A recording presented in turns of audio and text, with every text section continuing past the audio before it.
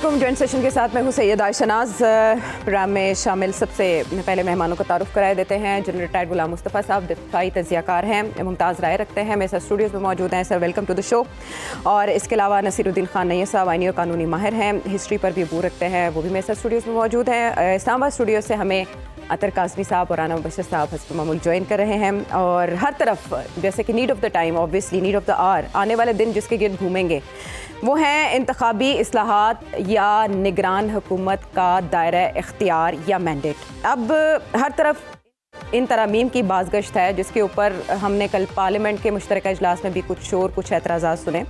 उस पर ताज्जुब की बात यह सामने आ रही है कि हुकूमती इत्तेहाद में शामिल एक जमात लग रहा है कि उसको किसी और रुख पर ले जाने की कोशिश कर रही है, जबकि दूसरी उसको अपोज कर रही है। वो दूसरी जमात पाकिस्तान पीपल्स पार्टी है, जिसके सेनेटर रज़ा रब्बानी ने कुछ एतराज़ात आयद किए और उन्होंने इस बात की अहमियत पर जोर दिया कि जो तरामीम हो रही हैं वो हसास नौइयत की हैं, वो तरामीम या उनका मुसव्वदा एक दिन पहले दिया जाना चाहिए था। बहरहाल इस पर पाकिस्तान तहरीक इंसाफ के रहनुमा शाह महमूद कुरैशी साहब कुछ इशारा देते हुए पाए गए हैं। क्या फरमा रहे हैं वो? इंतखाबी इस्लाहात का बिल पेश किया गया है। जो हुकूमत की हलीफ जमातें हैं उनके तहफ़्फ़ुज़ात भी खुलकर सामने आ गए। जनाब रज़ा रब्बानी साहब ने तो खुलकर कहा और तहरीक इंसाफ तो पहले ही कह चुकी है कि हमें इस सारे अमल से बाहर रखा गया है। मौलाना गालिबन सिंध की हद तक कोई पीपल्स पार्टी के खिलाफ या पीपल्स पार्टी के बरक्स कोई जो अलायंस है उसको जमा करने की कोशिश कर रहे हैं। पीडीएम और उनके अलायंस में कोई यकजहती और यकसुई दिखाई नहीं दे रही।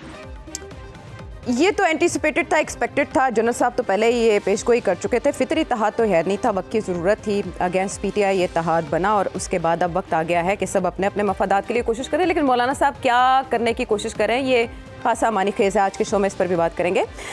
इंतखाबी इस्लाहात के लिए जो पार्लिमानी कमेटी बनाएगी उसके चेयरमैन अयाज सादिक साहब निगरान हुकूमत के हवाले से क्या फरमा रहे हैं, क्या एफर्ट की उन्होंने? सब ने कोशिश यही की है इसकी वर्डिंग वो बनाए जिसमें कि इख्तियार भी दें मगर लिमिटेड। हमारी एग्रीमेंट्स हुए हैं डिफरेंट एजेंसी से, उसको हमने कंटिन्यू कराना है। ये तो नहीं हो सकता कि रुक जाएं। जो इंटरनेशनल एजेंसीज के साथ कॉन्ट्रैक्ट्स हुए हैं उनको कंटिन्यू कराना है, तो सारा फोकस शायद इन अमेंडमेंट्स का उसी तरफ है। लेकिन हम जानेंगे डीप रूटेड इसके एनालिसिस में। बैरिस्टर अली जफर क्या फरमा रहे हैं इन अमेंडमेंट्स को लेकर?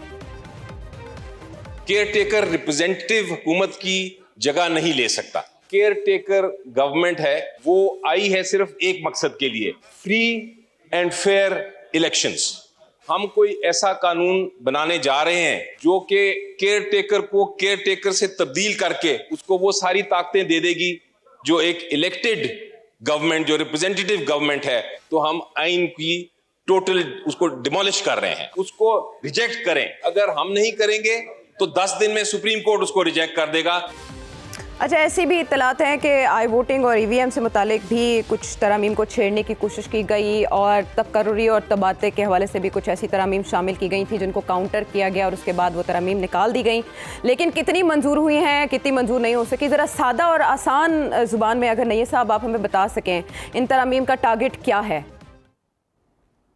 अभी फाइनल जो है अप्रूवल पार्लियामेंट की वो तो सामने नहीं आई एक बिल की शक्ल में, लेकिन जो चीज़ें ज़ेर गौर हैं इस वक्त पार्लियामेंट के सामने, इन तरामीम के एक कंसोलिडेटेड बिल की शक्ल में आई हैं।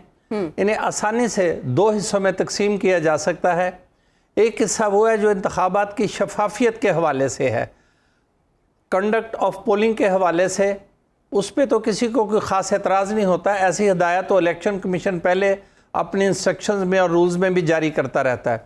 उसे अगर मज़ीद बेहतर किया गया है तो उसे इन्फोर्सेबल भी बनाया जाना चाहिए, उस पर एतराज़ नहीं। हाँ, जो हिस्सा बिल्कुल काबिल एतराज़ है वो है empowerment of care taker government, जो केयर टेकर के लफ्ज़ की ही नफ़ी कर रहा है। जिस तरह से केयर टेकर गवर्नमेंट को एम्पावर किया जा रहा है उससे 2 खदशात खुल के सामने आए हैं। एक तो पहले लॉ से कंप्लीट डिपार्चर है, जिसके मुताबिक वो कोई मालियाती इदारों से या बैनुल-अक़वामी मालियाती इदारों से या दीगर मुल्कों से कोई ऐसे मुआहदात नहीं कर सकते थे जिससे आने वाली हुकूमतें पाबंद हो जाती। इनमें फ्री हैंड दे दिया गया है केयर टेकर गवर्नमेंट को कि वो मालियाती अदारों से मुआहदे करें या बैनुल-अक़वामी मुआहदे करें, उनकी कोई हद नहीं रखी गई है। और 3 कवानीन को बशमूल प्राइवेटाइजेशन कमीशन ऑर्डिनेंस भी उनके इख्तियार में दे दिया गया है। अब जो केयर टेकर शख्स है उसको पहले डे टू डे बिजनेस के लिए रखा गया था, अल्फाज डे टू डे इस्तेमाल किए थे, अब उसे भी चेंज करके मैटर्स ऑफ अर्जेंट नेचर पे ले जाया जा रहा है जी। मैटर्स ऑफ अर्जेंट नेचर को आप जितना मर्जी एक्सपेंड कर लें, ये कहते हुए कि देयर इज़ एन अर्जेंसी, यही मुआहदात के बारे में है। अब इससे जो ख़तरनाक इस वक्त सूरत हाल डेवलप हो रही है वो ये है कि शायद केयर टेकर गवर्नमेंट एक लंबे अरसा के लिए आ रही है। हमारे इलेक्शन कमीशन और हुकूमत ऑलरेडी 2 सूबों में आइन की हदूद में रहते हुए इंतखाबात करवाने में नाकाम रही हैं। सुप्रीम कोर्ट की हिदायत और बड़ा वाज़े हुक्म भी इलेक्शन कमीशन को या वफाकी हुकूमत को मजबूर नहीं कर सका कि वो सुप्रीम कोर्ट के अहकामात के मुताबिक इंतखाबात करवाएं। अगर आप केयर टेकर गवर्नमेंट को इतना ज़्यादा एम्पावर करेंगे तो केयर टेकर गवर्नमेंट तो एक सब्सिट्यूट बन के रह जाएगी एक इलेक्टेड गवर्नमेंट का।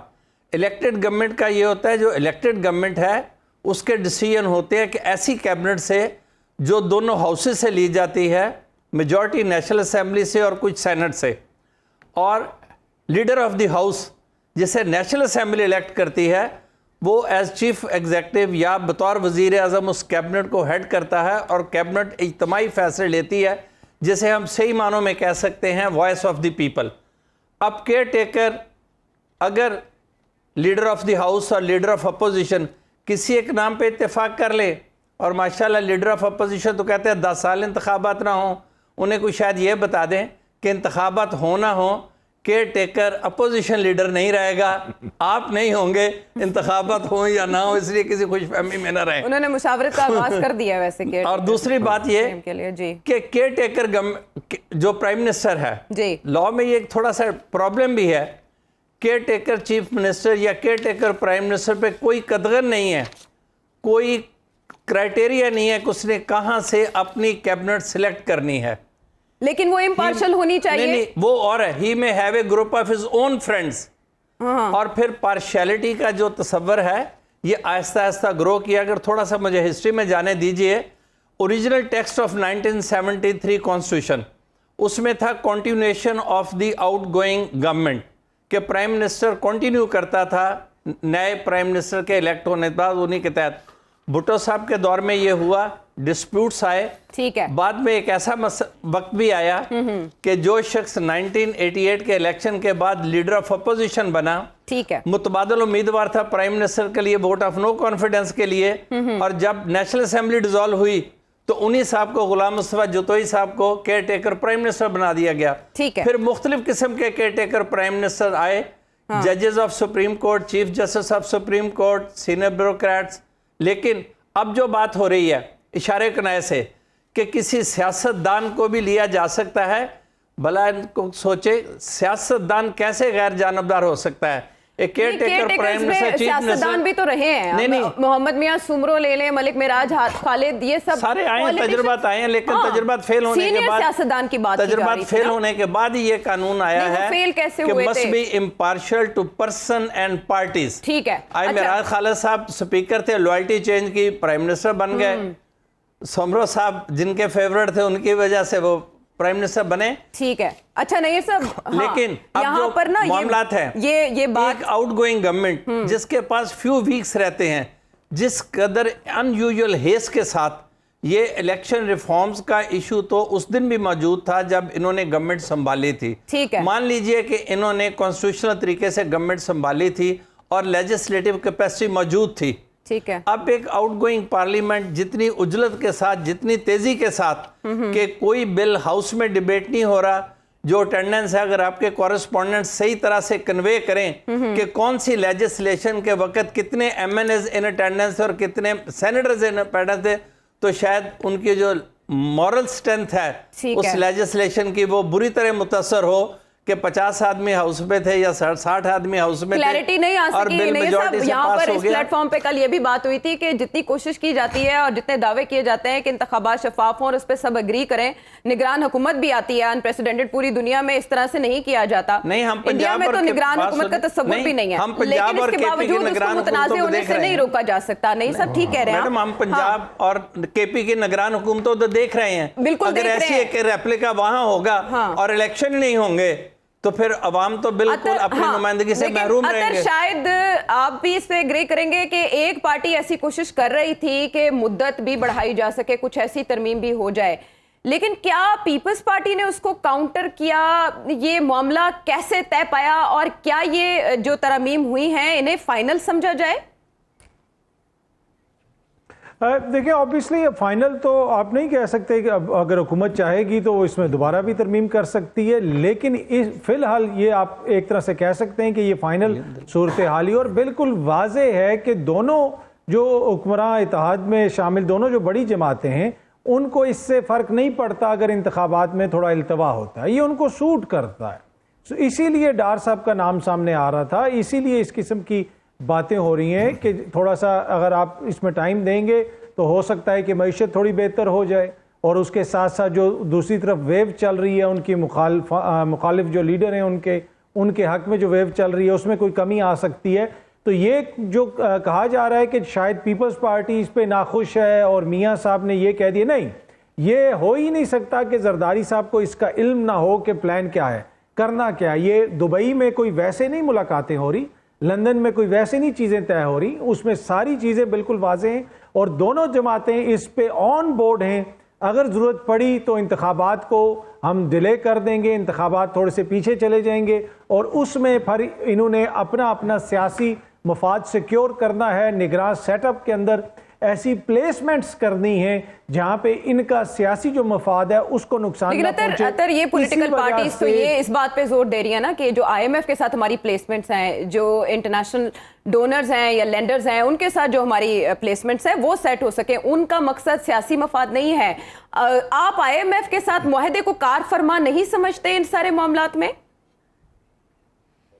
आप देखें, ये तो बड़ी परेशान कुन सूरत हाल है कि अगर हम आईएमएफ की डिक्टेशन के ऊपर एक कानून लेके आ रहे हैं, याद है ये दोस्त कहते थे कि जनाब खुद मुख्तारी बेच दी, ये कर दिया, वो कर दिया, तो हमने आइन की जो बुनियादी शक्ल है, जो उसका बुनियादी ढांचा है, उसको ही उड़ा के रख दिया। अगर आईएमएफ के कहने पे ये हम कह रहे हैं इसलिए कि जो निगरान हुकूमत का सेटअप है वो बड़ा एक तरह से आइन के अंदर बिल्कुल वाजे है कि निगरान सेटअप किस किस्म का होगा। वो मुंतखिब और निगरान ये दो मुख्तलिफ लफ्ज़ हैं। निगरान ने आके सिर्फ निगरानी करनी है, इंतखाबात करवाने, वो फैसले जिसमें इंपॉर्टेंट फैसले होंगे वो मुंतखिब हुकूमत करेगी।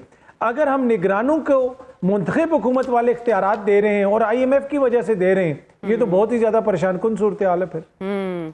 लेकिन जो 230 और इसका सबसेक्शन 2 है वो ये कहता है कि caretaker government shall not take major policy decisions except on urgent matters. हुकूमत समझती है कि आईएमएफ के साथ जो मुआहदा हुआ है स्टैंड बाय वो 9 मंथ्स का है, तो ये अर्जेंट नौइयत का एक मामला है जिसके लिए पॉलिसी डिसीजंस लेने की भी ज़रूरत पेश आएगी। तो ये इकोनॉमी सेंट्रिक मामला हो रहे हैं जो भी हो रहे हैं। इस पर मजीद एनालिसिस के लिए हम वापस आते हैं एक ब्रेक के बाद।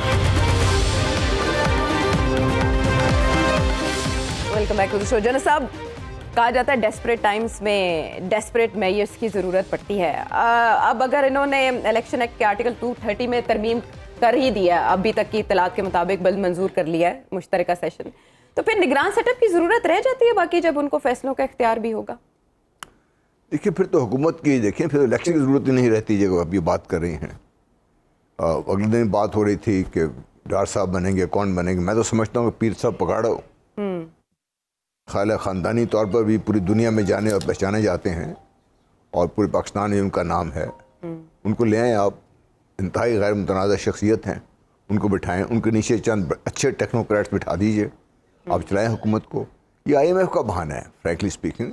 अच्छा। आईएमएफ के साथ आपकी डील हो चुकी हुई है, अब उस डील को डील कौन करेगा? किसी का मतलब दिमाग चल गया हुआ है जो आके वज़ीर आज़म में बैठेगा उसको चलने नहीं देगा आगे, क्योंकि सब ने मिलकर तो इसके ऊपर हाँ की है। वो तक पास तो गए हैं, जाकर उनसे हाँ करवाई है, तभी बात तो आगे चली आपकी इससे।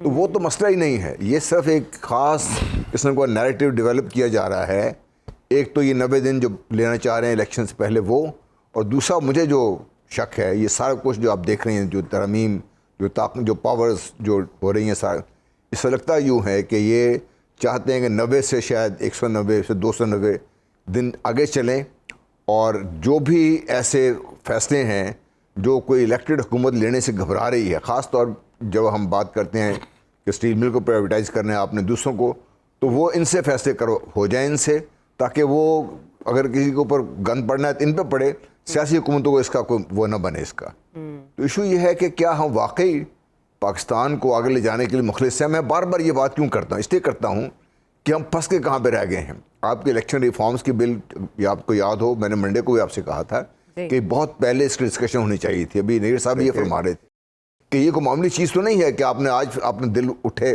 सुबह आपने कहा तरमीम करेंगे, परसों इलेक्शन हो जाएगा। इसमें एक होल प्रोसेस है सारे का, इसमें ऊपर से लेकर नीचे तक सारे सिस्टम को आपने देख के जो उसमें ख़राबियाँ उनको दूर करने इन्होंने तो सिर्फ वो चीज़ें की हैं जो सिर्फ दोनों को दिखाने के लिए हैं, और जिनमें उनको इम्प्लीमेंट करना हर इतना आसान काम नहीं है कि आप 2 बजे तक रिजल्ट दे देंगे। जहाँ पे कम्युनिकेशन नहीं है वो क्या होगा, इतने दूर दराज इलाके हैं जहाँ से आपको 2-3 दिन तक आप रिजल्ट नहीं मिलते, अब ट्रांसपोर्टेशन नहीं होती, वो क्या करेंगे आप उसको। ये सिर्फ सारा कुछ जो हो रहा है, एक तो PDM की जो प्रेजेंट हुकूमत है, ख़ास तौर पे PMLN जो निशाने पर है, वो ये चाह रही है कि उनके ऊपर से जितना भी क्रिटिसिज्म है वो डिफ्लेक्ट हो जाए, और उन्होंने डायरेक्टली इनडायरेक्टली ये तो जी हमने नहीं किया, ये जी हमसे करवाया गया, हमें मजबूरी थी, ये कहा गया, ये सब कुछ बातें करने की हैं। जिस हुकूमत ने पिछले 1.5 साल में शायद 150 अरब से ज़्यादा सिर्फ अपने MNA वगैरह को तकसीम कर दिया हो, वो जब आके कहती है हमारे पैसे नहीं हैं, तो हैरान कौन है मेरे लिए। जब मैं देखता हूँ कि पंजाब हुकूमत ने 3-4 अरब रुपया सिर्फ नई गाड़ियों के लिए दे दिया, तो फिर पैसों की तो कमी नहीं है पाकिस्तान में। कमी किस चीज़ की है? कमी इस चीज़ की है हम सिर्फ इलेक्शन टू इलेक्शन काम करते हैं। नंबर 1, हमें शौक़ है, ख़ास तौर पे आप जो हमारे वज़ीर-ए-आज़म हैं, ये बार बार इस बात को ख़ास, और नवाज शरीफ साहब भी, कि उनको दुनिया को दिखाने के लिए कोई प्रोजेक्ट चाहिए कि हमने ये किया, देखिए। अगर आपको याद हो जब ये इसका इफ्तिताह हो रहा था अपने मोटरवे का, तो एक मुकाम पर शायद रास्ते में कहीं रुक के नवाज शरीफ साहब ने फरमाया था, तुसी मोटरवे वेखिए चंगी लगी जे तुहानू। अब और इन ट्रेन की हमने बात किया, लैपटॉप की हम बात करें, national development plan as a whole जो पाकिस्तान को आगे लेके चले, उसका फुकदान है, रहेगा। इनकी सोच सिर्फ इलेक्शन तक है, कैसे जीतना है।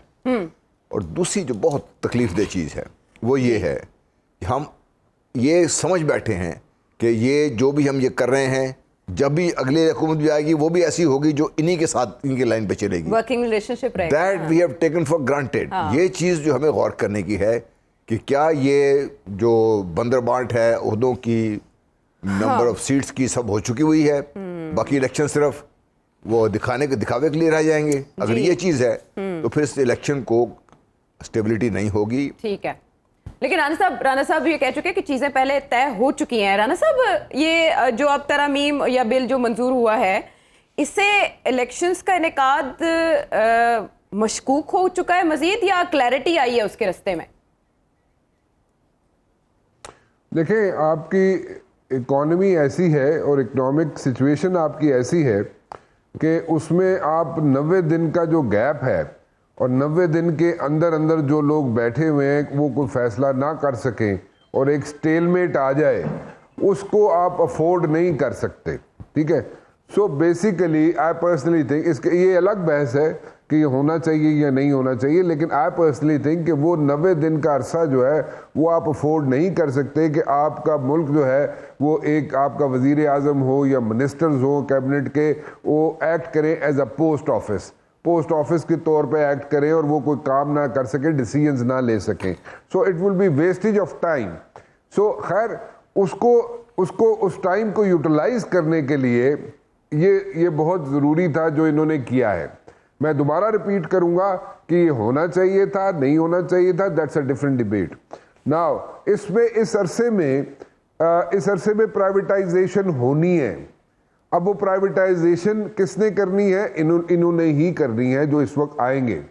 ठीक है, उसमें जो भी आपके एसेट्स है वो जो ब्लीड कर रहे हैं गवर्नमेंट एक्सचेकर को, उसको आपने प्राइवेटाइजेशन की तरफ जाना है, नंबर 1। नंबर 2, आपने रिफॉर्म्स लानी है। वो रिफॉर्म जो है वो पॉलिटिकल गवर्नमेंट करेगी अगर, तो वो उसको शायद वो हीट फेस ना कर सके अवाम की। ऑलरेडी यहाँ पे जो साल 1.5 साल गुजरा है इस हुकूमत का, करनी है रिफॉर्म्स? रिफॉर्म्स आपके जनाब आपके हर जगह पे रिफॉर्म्स की ज़रूरत है।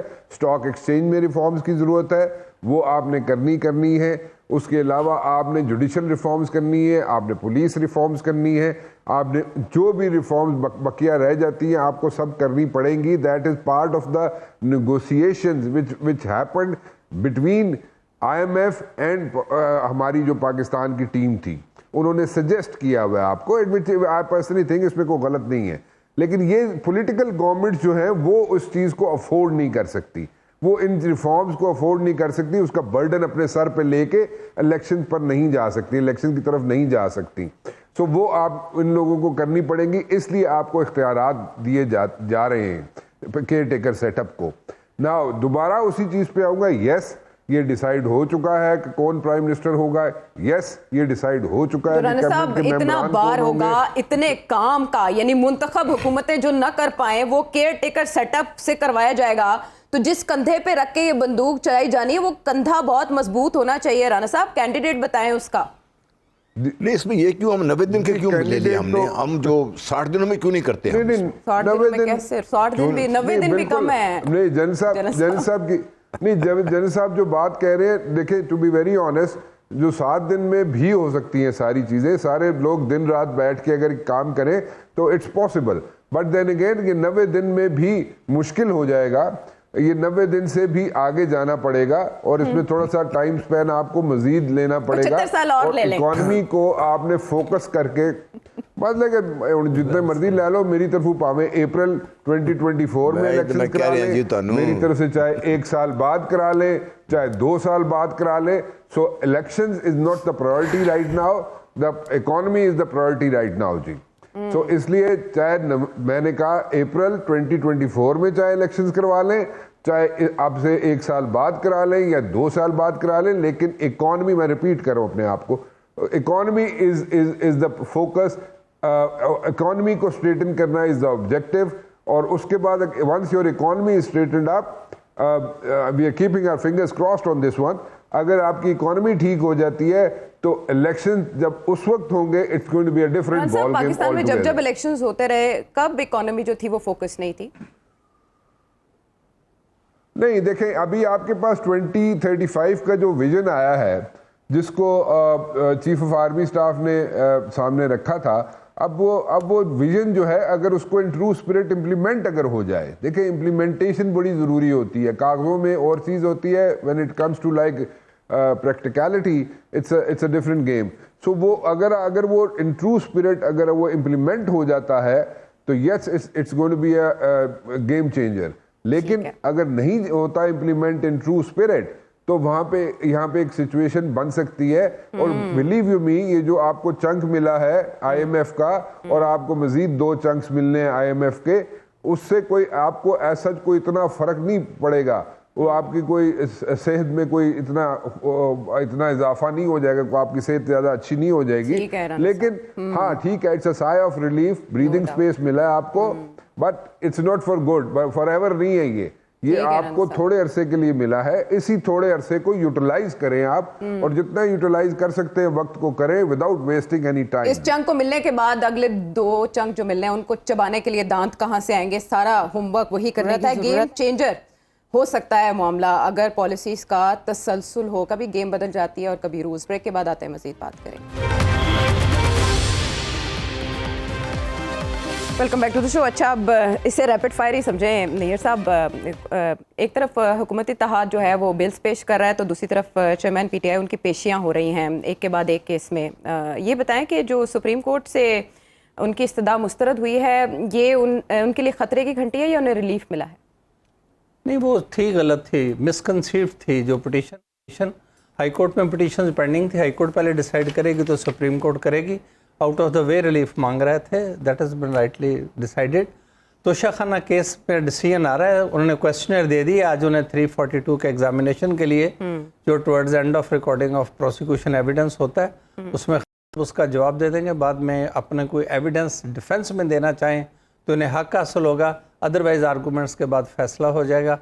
तो दूसरा बिल्स के बारे में बता दूं, यही IMF के साथ एक फेज़ मौदों की गुजर चुकी है।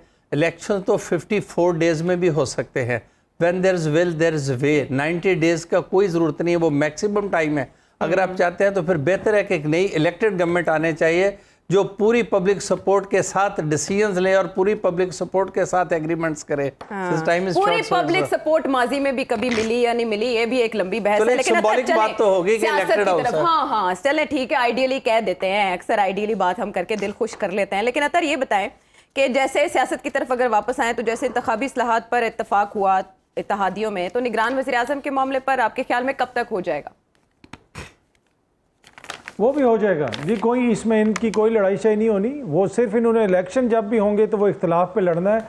उससे पहले भी इनका इत्तेफाक है, इलेक्शन के बाद भी इनका इत्तेफाक है। और उसकी बुनियादी वजह एक वो शख्सियत है जो ज़मान पार्क में बैठी हुई है। जब तक वो मामलात, ये जो पहले कानूनी मामलात वगैरह तय नहीं हो जाते, जब तक इनको यकीन नहीं हो जाता कि वो सियासत से आउट हो रहे हैं, तो इंतखाबी सियासत से, तब तक इनमें किसी किस्म का कोई झगड़ा नहीं हो सकता। इसलिए कि झगड़ा तो तब भी होता है, मेरा बंदा या आपका बंदा, बाकी कोई नजरियाती इख्तलाफ तो अब रहा नहीं। ये सारी एक ही जमात है, ये जितनी भी जमातें, इनका एक ही नजरिया क्या है, अपनी अपनी सियासत बचानी, अपनी सियासत बचानी। जनरल साहब, दुबई में जो मुलाकातें हुई, उनका नतीजा हतमी तौर पे कब सामने आएगा?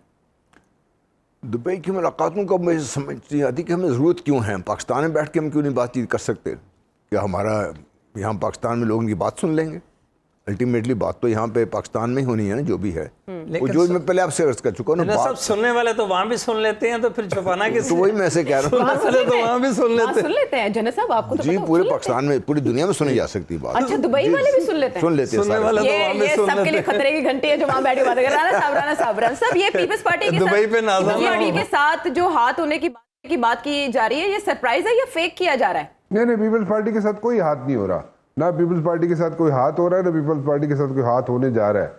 जरदारी साहब is not that naive a person कि उनके साथ हाथ हो जाए। अच्छा ठीक है, जरदारी साहब या दीगर कोई भी इतना मासूम नहीं है, सब बारियां ले चुके हैं। और सियासत को कहा जाता है कि बच्चों का खेल बिल्कुल नहीं है। इस सारी सूरत हाल में ये समझना बिल्कुल मुश्किल है। अगले प्रोग्राम तक के लिए इजाजत दीजिए।